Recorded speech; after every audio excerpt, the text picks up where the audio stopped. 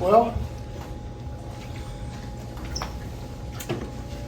I woke up Sunday, the sun came out, and I had my health and had a great day. All right, so I'm in a little bit better place. We obviously, like I said in the press conference, you do all the things necessary to get down there, and then you turn it over. You're not going to beat too many teams doing that, especially a K-State, Iowa State type team that does it a different way. And they typically take care of football pretty well, burn the clock up, and when you get those opportunities, you do them.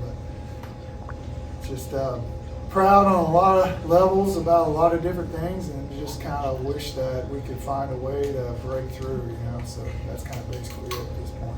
Any questions?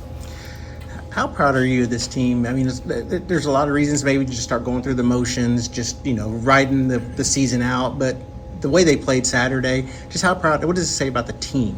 It says a lot about the team. I want to give them full credit because there may not be a fan alive that really cares about much of that. And there probably is. There is. I'll take that back.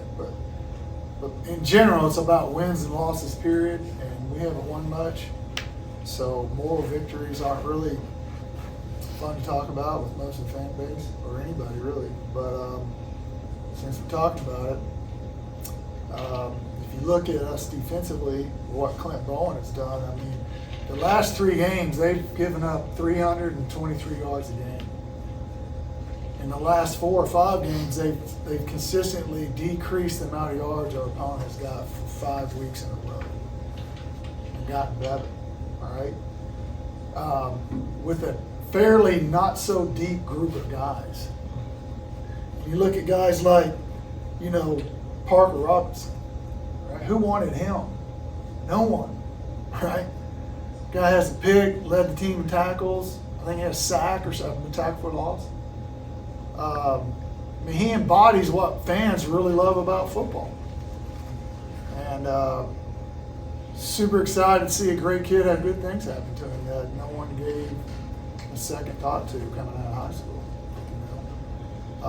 And to come from a different state, pay out state tuition at the time, holy crap.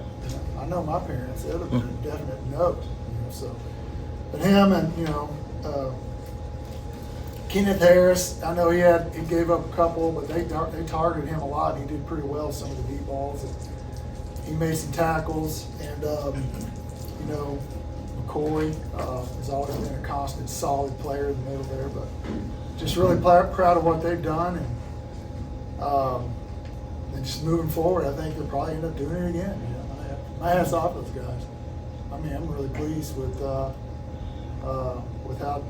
Clint Bowen has taken the reins and done what they've done with, arguably maybe not some guys that a lot of people would probably sign.